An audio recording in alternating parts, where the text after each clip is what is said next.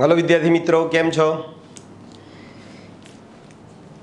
આપણે ગઈ વખતે સમૂહ 2 ના તત્વોના ઓક્સાઇડ છે, હાઇડ્રોક્સાઇડ છે, કાર્બોનેટ છે, સલ્ફેટ છે, નાઇટ્રેટ, ક્ષારના ગુણધર્મો આપણે જોયા. એને આધારે બે કોયડા છે, નાના નાના કોયડો છે 10.4 અને 10.5. એક વસ્તુ યાદ રાખજો, આપણે અગાઉ પણ કીધું છે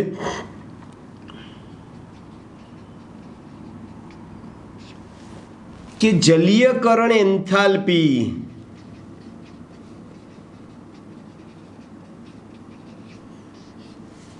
એ લેટિસ એન્થાલ્પી કરતા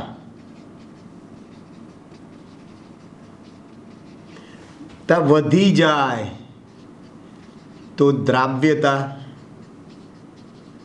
વધે. યાદ રહ્યું? જલીયકરણ એન્થાલ્પી વધી જાય કોના કરતાં? લેટિસ એન્થાલ્પી કરતાં. તો એક ક્ષાર પાણીમાં શું થઈ જશે? દ્રાવ્ય થશે, અથવા તો એક ક્ષારની દ્રાવ્યતા શું થશે ભાઈ? વધશે.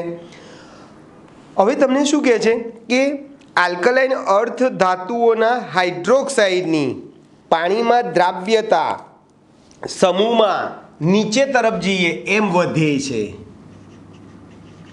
સમૂહ 2 ના તત્વોના હાઇડ્રોક્સાઇડો ડોની દ્રાવ્યતા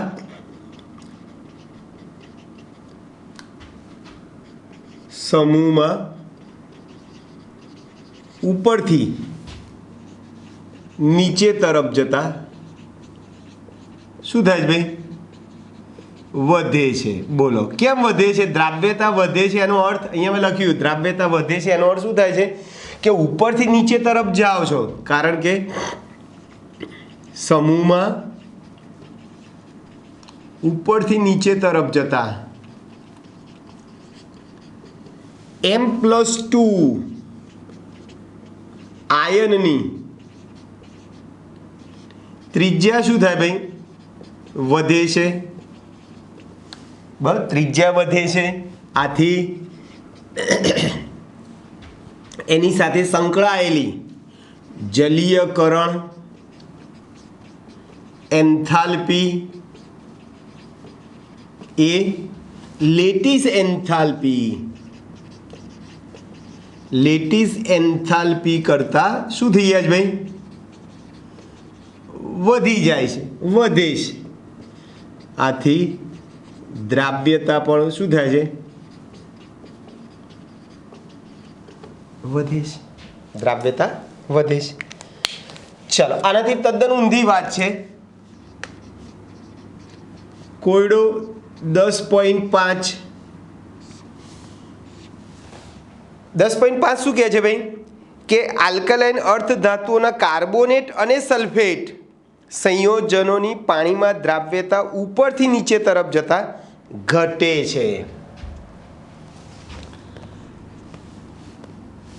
ચાલો, દ્રાવ્યતા ઘટે છે એનો અર્થ કે આ બેમાંથી આ ઉર્જા શું થઈ જતી હશે ભાઈ? વધી જતી હશે. બરાબર છે. એક જ સમૂહમાં જનરલી શું હોય ભાઈ? લેટિસ એન્થાલ્પી લગભગ અચળ રહેતી હોય, પણ ઉપરથી નીચે તરફ જાઓ સામાન્ય રીતે ધન આયનનું કદ કેવું હોય ભાઈ? ઋણ આયનના કદ કરતાં નાનું, અથવા તો ઋણ આયનનું કદ કેવું હોય ભાઈ? ધન આયન કરતાં મોટું હોય. હવે આપણો પ્રશ્ન શું છે કે ભાઈ સમૂહ 2 જેને આપણે આલ્કલાઇન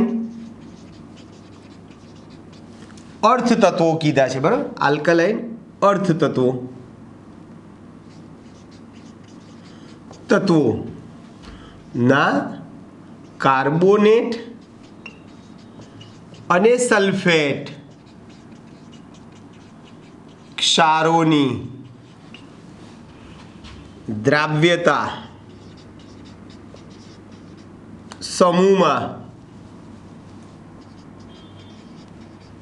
સમૂહમાં ઉપરથી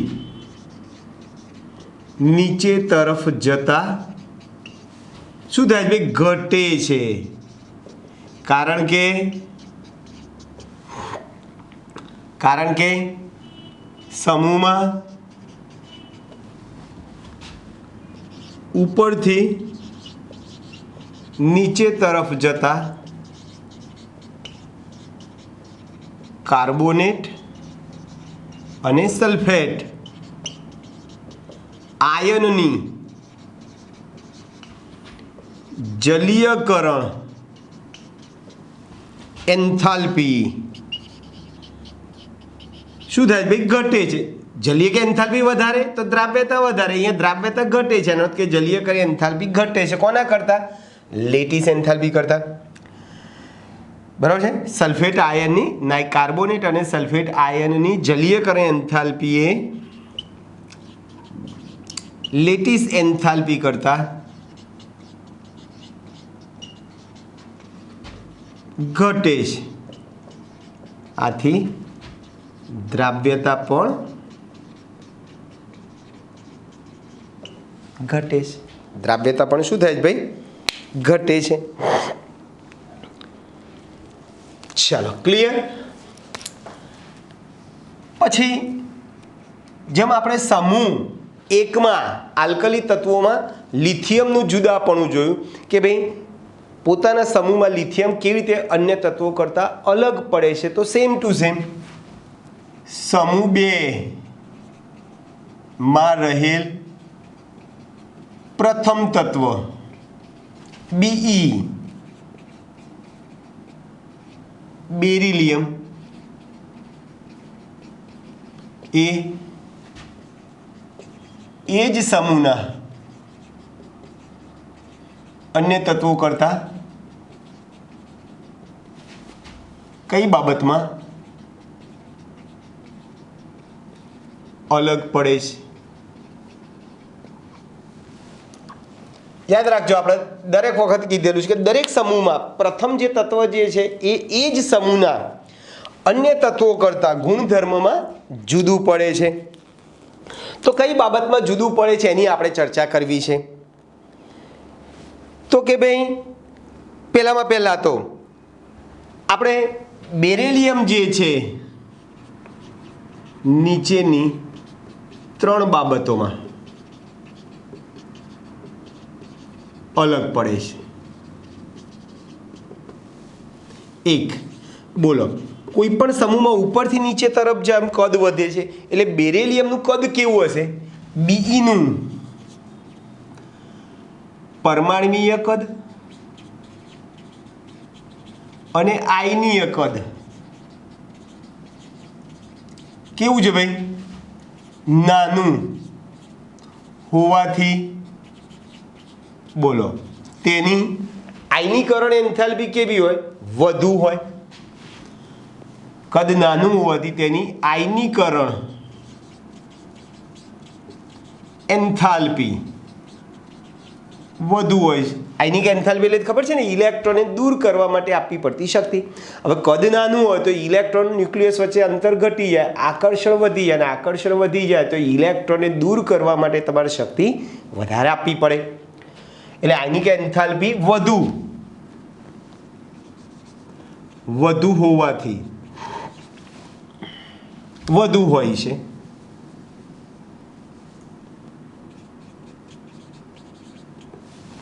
વધુ હોય છે. આથી તે કયા પ્રકારના સંયોજનો બનાવશે? સહસંયોજક. આથી તે સહસંયોજક સંયોજનો બનાવે છે. જ્યારે અન્ય તત્વો આયનીય સંયોજન બનાવે છે.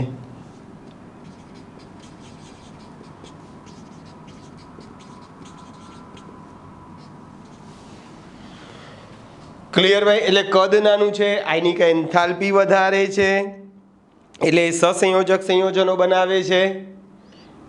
બરાબર છે. જ્યારે અન્ય તત્વો આયનીય સંયોજનો બનાવે છે. બરાબર છે.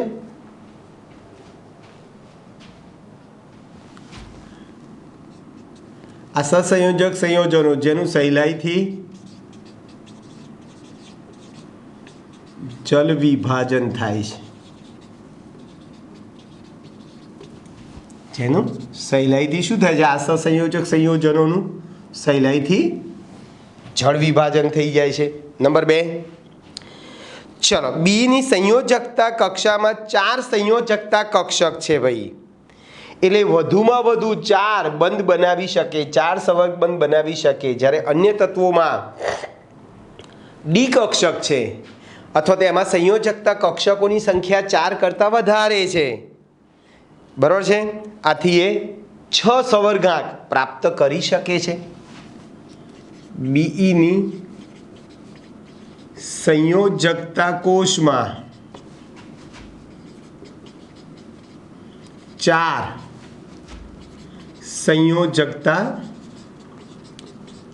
કક્ષકો હોવાથી તે વધુમાં વધુ 4 સંવર્ગાંક ધરાવી શકે, એટલે વધુમાં વધુ એ 4 બંધ બનાવી શકે,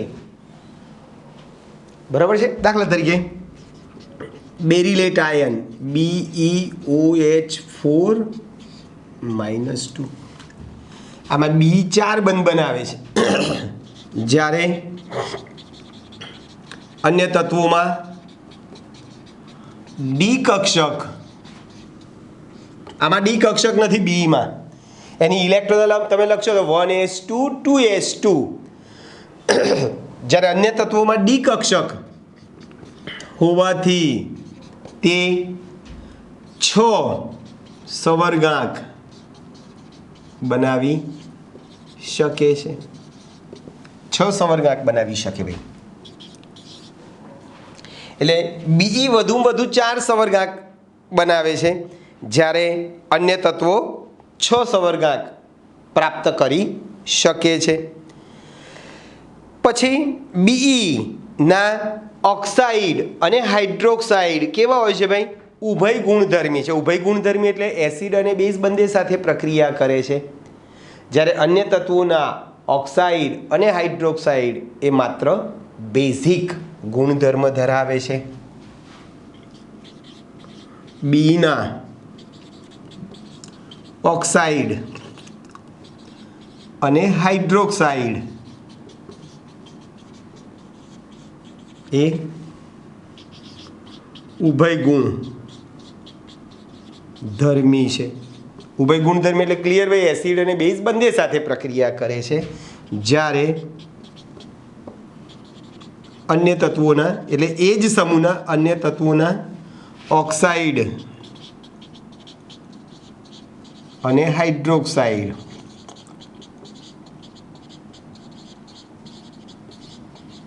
બેઝિક ગુણ ધરાવે છે, બેઝિક ગુણ ધરાવે, બેઝિક સ્વભાવ ધરાવે છે, એમ કહી શકો તમે.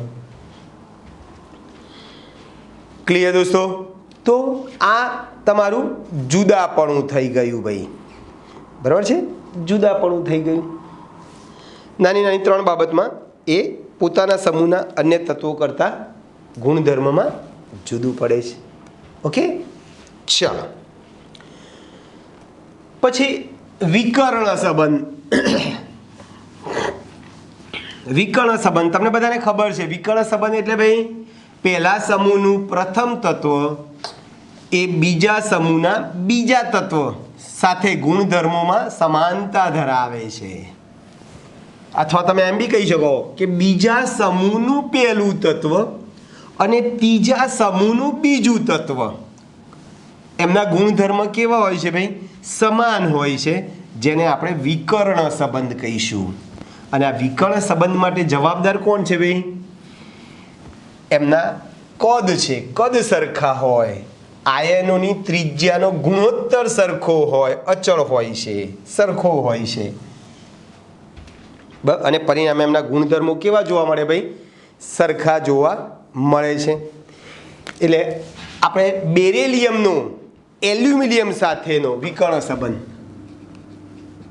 બેરિલિયમનો એલ્યુમિનિયમ સાથેનો વિકર્ણ સંબંધ.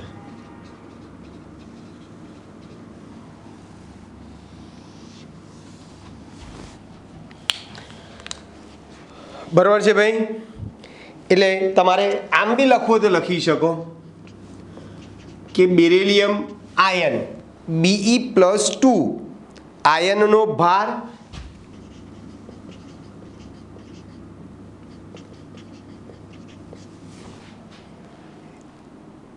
અને ત્રિજ્યા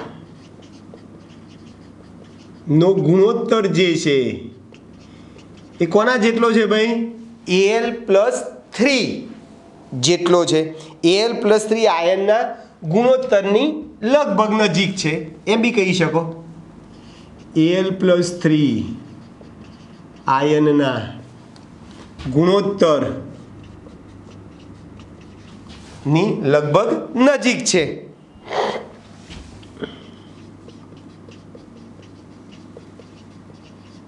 નજીક છે. આથી Be અને Al ના ગુણધર્મોમાં શું જોવા મળે છે ભાઈ? સમાનતા જોવા મળે છે. આથી Be અને Al ના કેટલા ગુણધર્મો માં સામ્યતા જોવા મળે છે, સમાનતા જોવા મળે છે.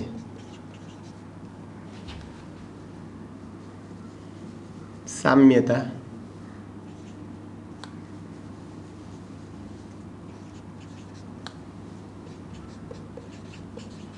સામ્યતા જોવા મળે છે જે નીચે મુજબ છે.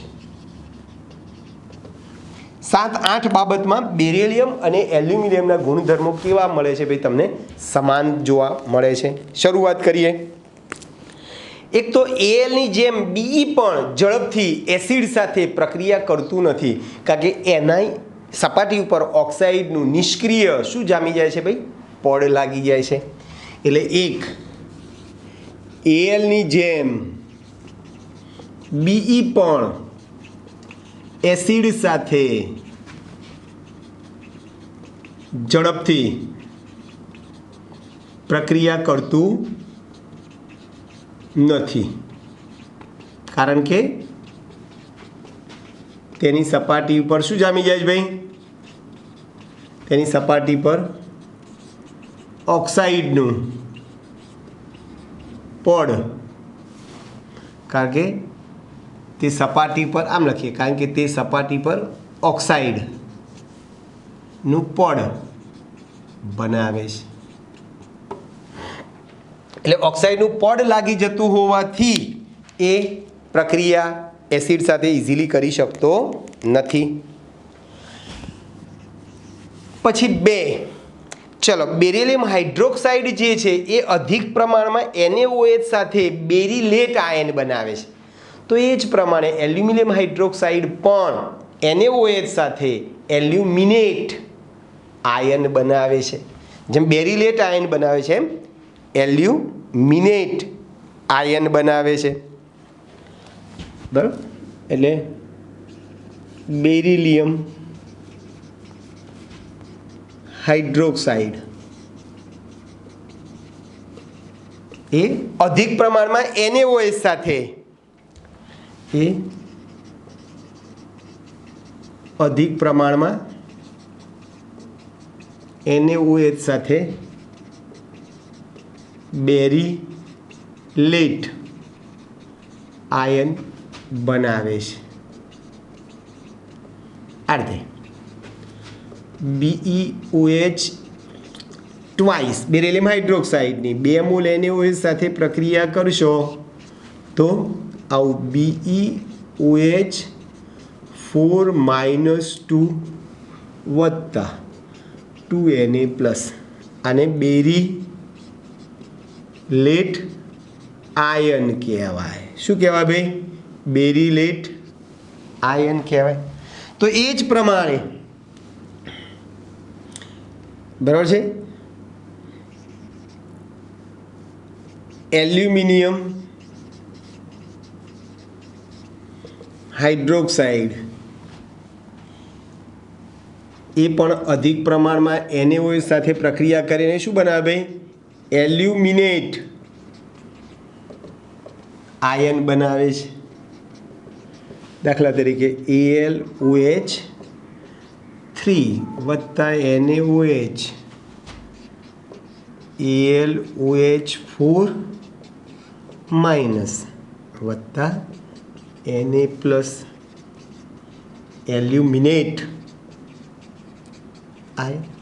તો ટૂંકમાં બેરેલિયમ જેમ NaOH સાથે પ્રક્રિયા કરીને બેરિલેટ આયન બનાવે છે, એમ એલ્યુમિનિયમ પણ અધિક પ્રમાણમાં NaOH સાથે પ્રક્રિયા કરીને એલ્યુમિનેટ આયન બનાવે છે.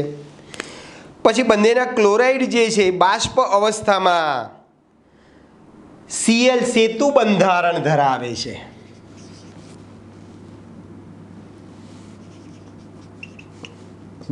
BeCl2 બરાબર છે.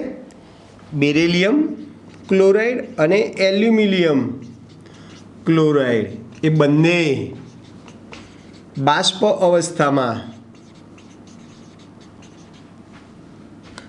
અવસ્થાના બંધારણમાં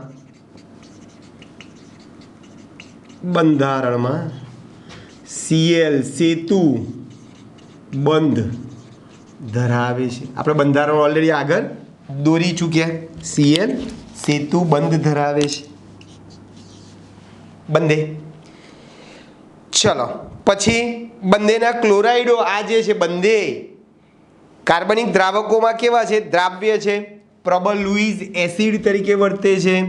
ફ્રીડલ ક્રાફ્ટ પ્રક્રિયામાં ઉદ્દીપક તરીકે વર્તે છે. BeCl2 અને AlCl3 બંને કાર્બનિક દ્રાવકોમાં કેવા છે ભાઈ? દ્રાવ્ય છે. પછી બંને ક્લોરાઇડો એ પ્રબળ લુઈસ એસિડ તરીકે વર્તે છે. બરાબર છે. બંને ફ્રીડલ ક્રાફ્ટ આલ્કાઇલેશન અને એસાઇલેશન પ્રક્રિયાઓમાં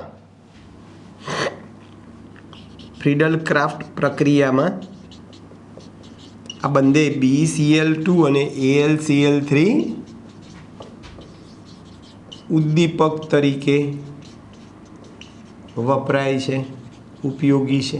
ઉદ્દીપક તરીકે વપરાય છે. બરાબર છે. પછી બંને આયનો જે છે B+2 અને Al+3 આયનોનું સંકીર્ણ બનાવવાનું વલણ વધારે હોય છે. બરાબર છે. Be અને Al ના આયનો નું સંકીર્ણ સંયોજનો બનાવવાનું વલણ વધુ છે. એટલે એમાંથી મોટા ભાગના સંકીર્ણ સંયોજનો બનાવી શકો છો. બરાબર છે. BeF4-2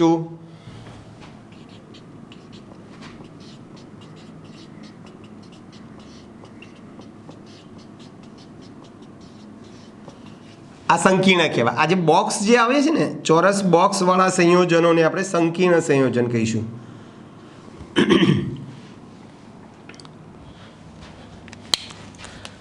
બરાબર. અને છેલ્લે Al4C3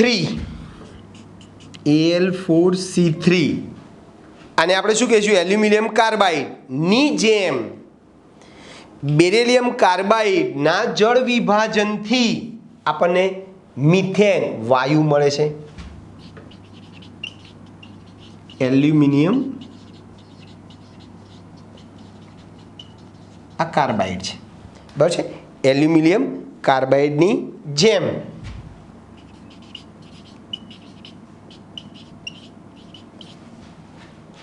Be2C beryllium carbide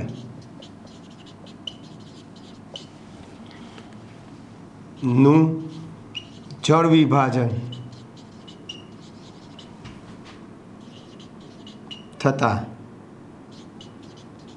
methane વાયુ ઉત્પન્ન કરે છે. બરાબર છે. જળ વિભાજનથી મિથેન વાયુ ઉત્પન્ન થાય છે. આ રીતે Al4C3 વત્તા પાણી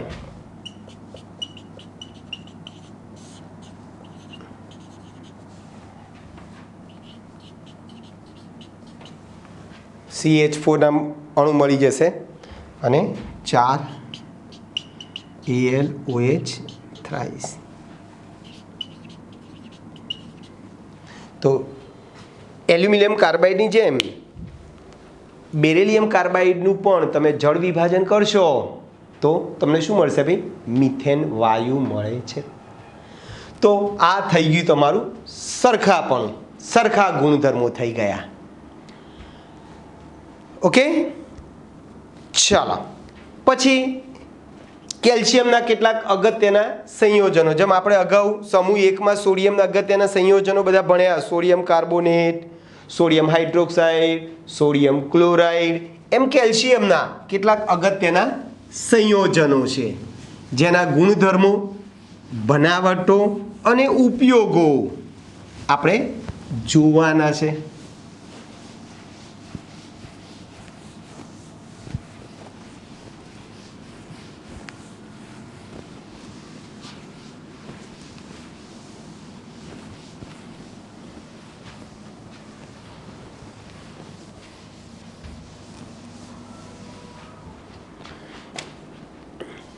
ચલો,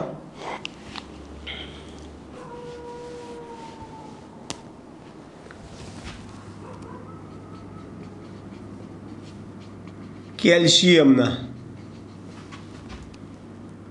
કેટલાક અગત્યના સંયોજનો.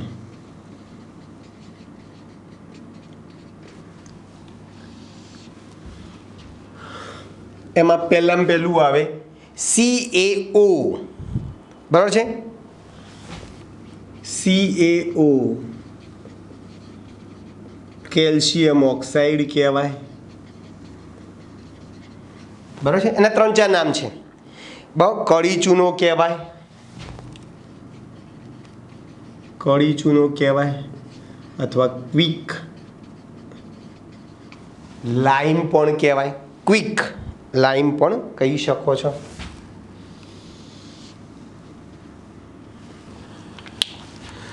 ચાલો, આપણે દરેકની બનાવટ, ગુણધર્મ અને ઉપયોગ જોવાના છે. બનાવટ સાવ સિમ્પલ છે. તમારે શું કરવાનું ભાઈ? વ્યાપારી ધોરણે જે CaCO3 મળે છે, CaCO3 કેલ્શિયમ કાર્બોનેટ, બરાબર છે? તો એ કેલ્શિયમ કાર્બોનેટ રોટેટરી ભઠ્ઠી, પરાવર્તી ભઠ્ઠી કહેવાય. રોટેટરી ભઠ્ઠીમાં 1070 થી 1270 કેલ્વિન તાપમાને તમારે શું કરવાનું ભાઈ? ગરમ કરો. કોને ભાઈ? આને શું કહેવાય? ચૂનાનો પથ્થર પણ કહેવાય. CaCO3 ને શું કહેવાય ભાઈ? લાઇમસ્ટોન અથવા તો ચૂનાનો પથ્થર છે. તો ચૂનાના પથ્થરને રોટેટરી ભઠ્ઠીમાં 1070 થી 1270 કેલ્વિન તાપમાને તમે ગરમ કરશો તો શું થઈ જાય ભાઈ? CaO સોલિડ બને વત્તા CO2G બને.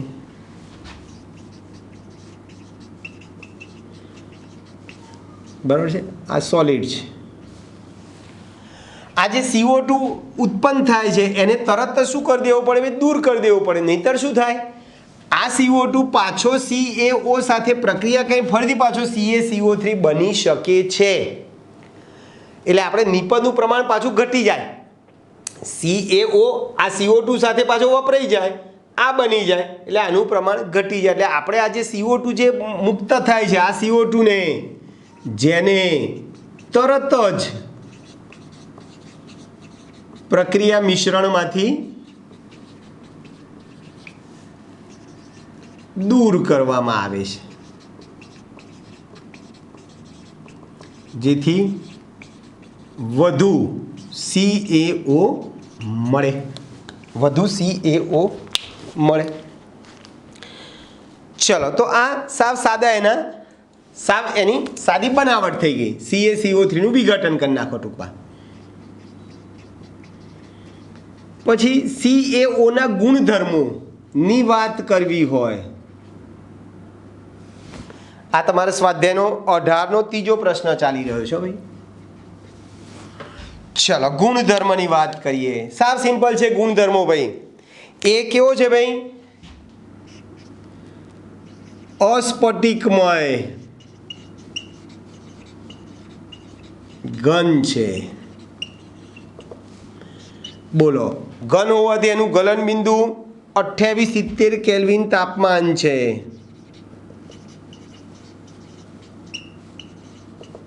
એટલે ગલન બિંદુ ઊંચું છે. પછી એને હવામાં તમે ખુલ્લો રાખો ને તો હવામાંથી ભેજ અથવા CO2 ને શું કરે છે ભાઈ? શોષી લે છે. તે હવામાંના ભેજ એટલે H2O અને CO2 ને શોષે છે. આ રીતે દાખલા તરીકે CaO હવામાંના CO2 સાથે પ્રક્રિયા કરે તો પાછો શું બની જાય? CaCO3 સોલિડ બની જાય. અથવા CaO પાણી સાથે પ્રક્રિયા કરે તો CaOH ટ્વાઇસ બની જાય. CaOH ટ્વાઇસ બની જાય.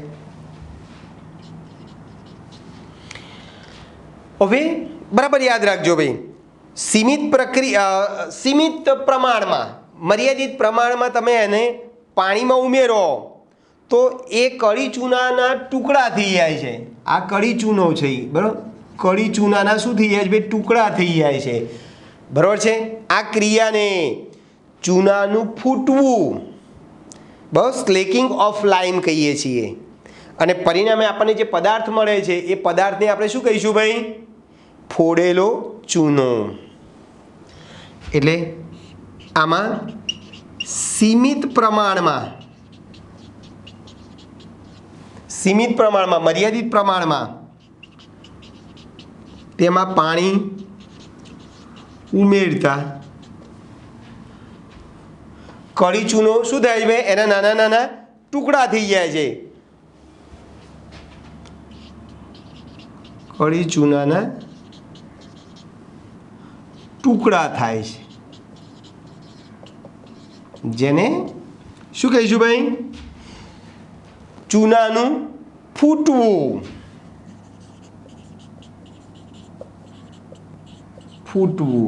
સ્લેકિંગ ઓફ લાઇમ કહીશું. અને પરિણામે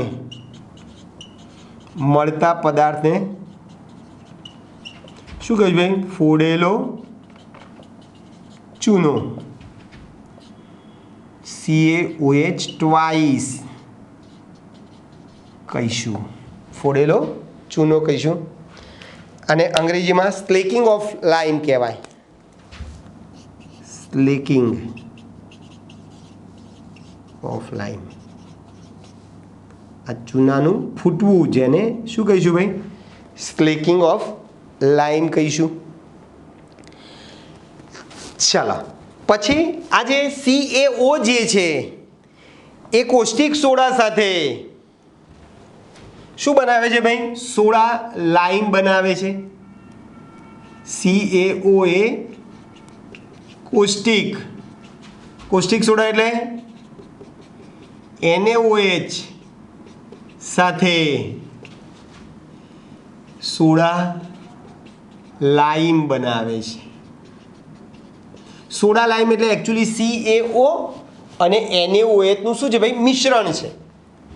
બસ, સોડા લાઇમ એ હકીકતમાં શું છે ભાઈ? CaO અને NaOH નું મિશ્રણ છે, જેને આપણે સોડા લાઇમ કહીશું. એટલે CaO ની NaOH સાથે પ્રક્રિયા કરો તો CaO વત્તા NaOH નું મિશ્રણ મળે. આ મિશ્રણને શું કહીશું આપણે? સોડા લાઈમ કહીશું. ચલો, હવે આ CaO જે છે એ બેઝિક સ્વભાવ ધરાવે, એ ઓક્સાઇડ જે છે બેઝિક છે, એટલે એ શું કરશે ભાઈ? એસિડિક સિલિકોન ઓક્સાઇડ સાથે SiO2 સાથે સિલિકોન ઓક્સાઇડ સાથે ક્ષાર આપે. CaO એ બેઝિક છે, આથી તે SiO2 એસિડિક ઓક્સાઇડ સાથે નીચે મુજબ ક્ષાર બનાવે છે. CaO વત્તા SiO2 CaSiO3 બરાબર છે. કેલ્શિયમ સિલિકેટ કહેવાય ને, સ્લેગ પણ કહેવાય. કેલ્શિયમ સિલિકેટ બનાવે છે. બરાબર છે ભાઈ. એ જ પ્રમાણે P4O10 સાથે પણ પ્રક્રિયા કરી શકો. CaO એ P4O10 સાથે પ્રક્રિયા કરશો તો CaPO4 થ્રાઈસ Ca3PO4 ટ્વાઇસ બનશે. 3 Ca થઈ ગયું. બરાબર. ટૂંકમાં CaO જે ઓક્સાઇડ જે છે પોતે બેઝિક ગુણધર્મ ધરાવે છે, અને બેઝિક ગુણધર્મ ધરાવતો હોવાને કારણે એસિડિક ઓક્સાઇડ સાથે ક્ષાર બનાવે છે. ચલો, એના ઉપયોગો ક્યાં કરીશું ભાઈ? તો કે ભાઈ ફોડેલો ચૂનો બનાવવા માટે,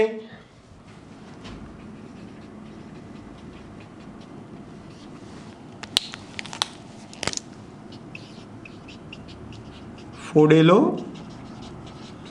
ચૂનો બનાવવા માટે, આપણે જે ગળ દોડવા માટે જે આપણે ચૂનો વાપરીએ છીએ ને એ એકચ્યુઅલી શું છે? ફોડેલો ચૂનો છે. બરાબર છે. એટલે ફોડેલો ચૂનો બનાવવા માટે. પછી જુદા જુદા પ્રકારના બ્લીચિંગ પાવડર છે, રંગ છે, ડિસ્ટેમ્બર છે, એના ઉત્પાદનમાં બ્લીચિંગ પાવડર, રંગ અને ડિસ્ટેમ્બર ના ઉત્પાદનમાં. ડિસ્ટેમ્બર પણ એક પ્રકારનો શું છે ભાઈ? રંગ જ છે. બરાબર. ડિસ્ટેમ્બર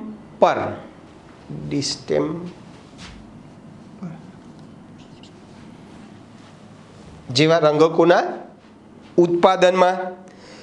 પછી કેલ્શિયમ કાર્બાઇડ છે, સિમેન્ટ, કાચ, મોટાર, કેલ્શિયમ કાર્બાઇડ, પછી સિમેન્ટ,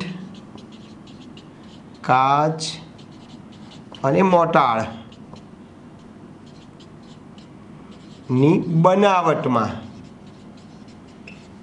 પ્રારંભિક પદાર્થ તરીકે, બરાબર છે, એનો ઉપયોગ કરવો તો કરી શકો છો. પછી ખાંડના શુદ્ધિકરણમાં, કોલવાયુના શુદ્ધિકરણમાં, ખાંડ અને કોલવાયુના શુદ્ધિકરણમાં પણ CaO વપરાય છે. CaO વપરાય છે. ક્લિયર દોસ્તો? ચલો, પછી કેલ્શિયમ હાઇડ્રોક્સાઇડ. આપણે આજ ઓલરેડી કીધું કેલ્શિયમ હાઇડ્રોક્સાઇડ, જેને શું કીધું ભાઈ? ફોડેલો ચૂનો કહીએ છીએ. બરાબર છે. એની બનાવટ, ગુણધર્મ જોઈ લઈએ.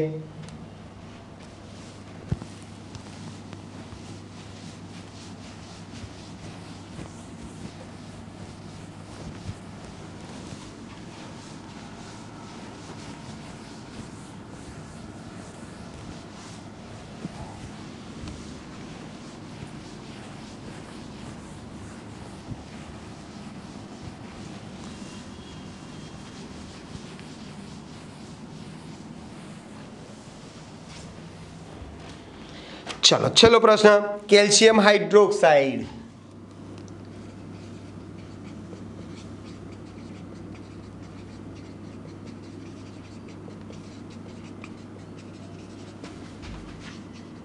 CaOH ટ્વાઇસ બરાબર, અથવા એને શું કહીશું ભાઈ, ફોડેલો ચૂનો અથવા સ્લેકડ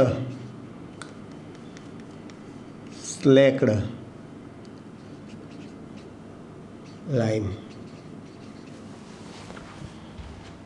બરાબર છે ભાઈ, સ્લેકડ અથવા તો સ્લેકેડ એમ પણ કહેવું હતું કે સ્લેકેડ લાઈમ.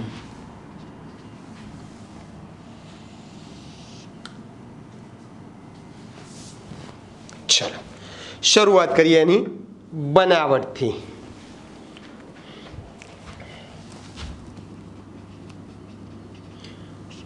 ઓલરેડી આગળ આપણે જોઈ ચૂક્યા કે ભાઈ CaOના ગાંગડામાં પાણી નાખવામાં આવે મર્યાદિત પ્રમાણમાં. CaOના ગાંગડામાં મર્યાદિત પ્રમાણમાં પાણી નાખો તો વિપુલ પ્રમાણમાં ગરમી ઉત્પન્ન થાય છે અને ચૂનાના ગાંગડાનું શું થાય છે, ફૂટે છે, નાના નાના ટુકડા થઈ જાય છે.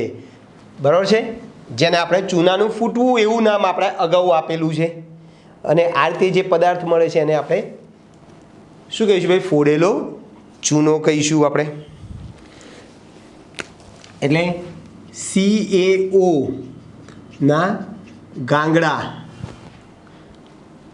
બરાબર છે, CaO ના ગાંગડામાં પાણી ઉમેરતા વિપુલ પ્રમાણમાં ગરમી ઉત્પન્ન થાય છે અને આ CaOના ગાંગડા તૂટે છે. પરિણામે CaOH ટ્વાઇસ બને છે. બરાબર છે, CaO વત્તા H2O giving CaOH twice aqueous. બની ગયું ભાઈ. અને વિપુલ પ્રમાણમાં ગરમી ઉષ્મા ઉત્પન્ન થાય છે. એટલે આ પ્રક્રિયા ઉષ્માક્ષેપક છે. ચલો એના ગુણધર્મો જોઈ લઈએ. બરાબર છે, એના ગુણધર્મો જોઈ લઈએ. તો પેલાની જેમ જ એક તો તે સફેદ અસ્ફટિકમય ઘન પદાર્થ છે. આપણે CaOની જેમ CaO પણ કેવો હતો ભાઈ, સફેદ અસ્ફટિકમય ઘન પદાર્થ હતો. બરાબર છે, પાણીમાં અલ્પદ્રાવ્ય છે.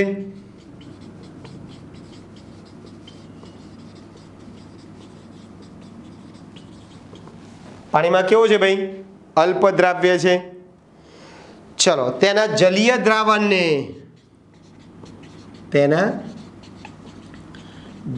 દ્રાવણને ચૂનાનું નીતર્યું પાણી અથવા લાઈમ વોટર કહીએ છીએ. શું કહીએ છીએ ભાઈ, લાઈમ વોટર.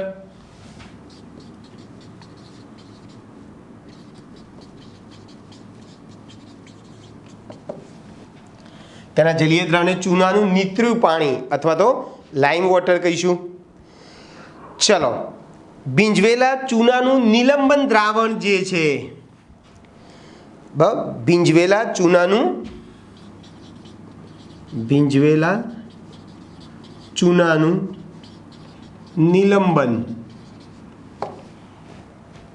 નિલંબન દ્રાવણ, milk of lime, A milk of lime તરીકે ઓળખાય છે. ખબર છે MgOH ટ્વાઇસના જલીય દ્રાવણ અથવા નિલંબન દ્રાવણને આપણે મિલ્ક ઓફ મેગ્નેશિયા કીધેલું. MgOH ટ્વાઇસના દ્રાવણને મિલ્ક ઓફ મેગ્નેશિયા કહીશું. એમ CaOH ટ્વાઇસના દ્રાવણને મિલ્ક ઓફ લાઇમ કહીશું. પેલું MgOH ટ્વાઇસના દ્રાવણને મિલ્ક ઓફ મેગ્નેશિયા કહીશું. આ મિલ્ક ઓફ લાઇમ કહીશું. બરાબર છે, મિલ્ક ઓફ લાઇમ. પછી બરાબર યાદ રાખજો, એના જલીય દ્રાવણમાંથી તમે CO2 વાયુ પસાર કરશો તો દુધિયા રંગનું દ્રાવણ બને છે, કારણ કે CaCO3 બને છે.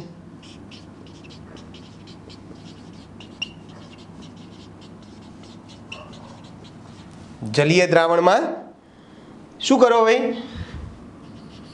CO2 વાયુ પસાર કરતા દુધિયા રંગનું દ્રાવણ CaCO3 બને છે. બરાબર છે, એટલે CaOH ટ્વાઇસ માં તમે CO2 પસાર કરશો તો CaCO3 વત્તા H2O બને. બરાબર જોજો ભાઈ. બરાબર, આ કેવો છે ભાઈ? અદ્રાવ્ય છે, એટલે આપણને દુધિયા રંગનું દ્રાવણ બને છે, લિક્વિડ G aqueous. પણ જો તમે વધુ સમય માટે CO2 પસાર કરશો તો આ જે અદ્રાવ્ય CaCO3 બને છે એની જગ્યાએ દ્રાવ્ય કેલ્શિયમ હાઇડ્રોજન કાર્બોનેટ અથવા કેલ્શિયમ બાયકાર્બોનેટ બની જાય છે. બરાબર છે, પરંતુ જો વધુ સમય માટે CO2 પસાર કરો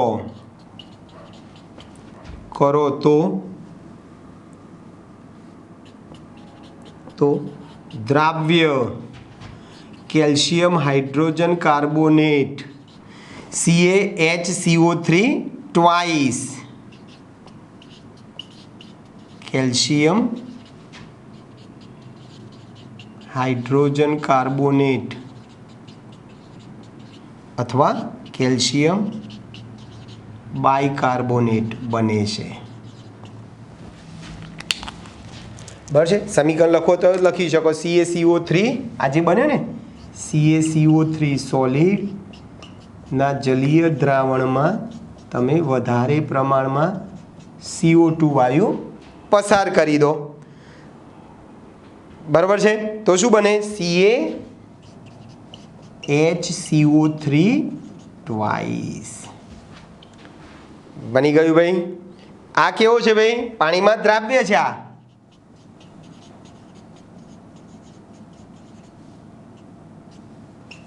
દ્રાવ્ય છે. પછી આ જે મિલ્ક ઓફ લાઇમ જે છે એની ક્લોરીન સાથે પ્રક્રિયા કરો તો કેલ્શિયમ હાઇપોક્લોરાઇટ બને. શું કીધું ભાઈ? Milk of lime. Milk of lime એટલે CaOH ટ્વાઇસ ની ક્લોરીન સાથે પ્રક્રિયા કરતા શું બને? કેલ્શિયમ હાઇપોક્લોરાઇટ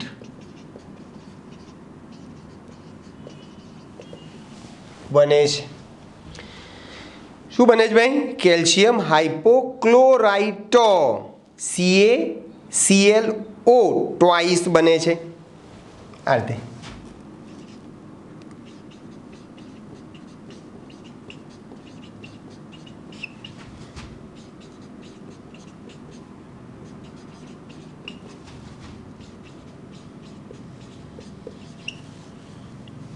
બરાબર છે.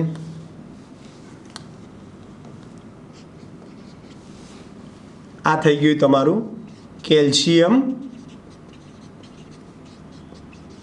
હાઇપોક્લોરાઇટ. તો આ જે CaOH ટ્વાઇસ છે જેને આપણે મિલ્ક ઓફ લાઇમ કહીશું, એ મિલ્ક ઓફ લાઇમની તમે ક્લોરીન સાથે પ્રક્રિયા કરશો તો કેલ્શિયમ હાઇપોક્લોરાઇટ બને છે, જે બ્લીચિંગ પાવડરનો એક ઘટક છે, જે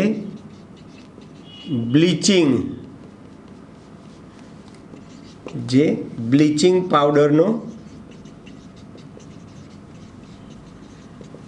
એક ઘટક છે. ચલો એના ઉપયોગો થોડાક જોઈ લઈએ.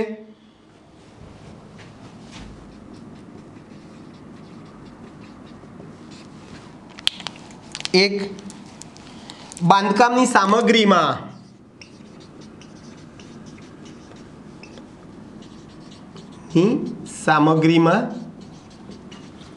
મોટાડ તરીકે.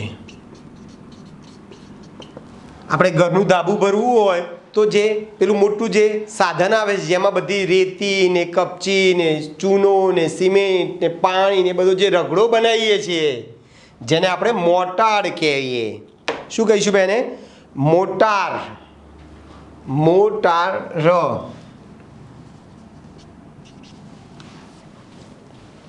બાંધકામની સામગ્રીમાં મોટાર તરીકે અથવા તો મોટાની બનાવટમાં. પછી ઘર દોડવા માટે, ઘરની દિવાલો દોડવા માટે જંતુનાશક સ્વભાવને કારણે તેના જંતુનાશક સ્વભાવ સંક્રમણહારક કહેવાય. સ્વભાવને લીધે ઘરની દિવાલો દોડવા માટે.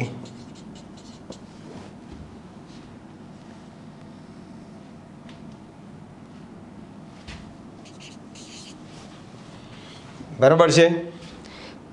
પછી કાચ અને ચર્મ ઉદ્યોગમાં, પછી ખાંડના શુદ્ધિકરણમાં,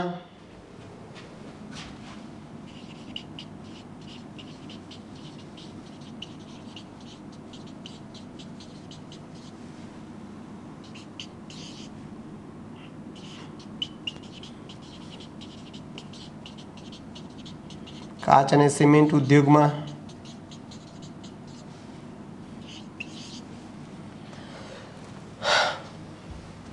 બરાબર છે ભાઈ. પછી બ્લીચિંગ પાવડરમાં, ચર્મ ઉદ્યોગમાં,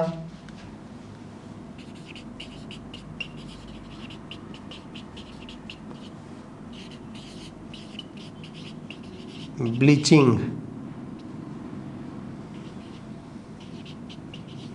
પાવડરની બનાવટમાં એનો ઉપયોગ થાય છે. ક્લિયર દોસ્તો?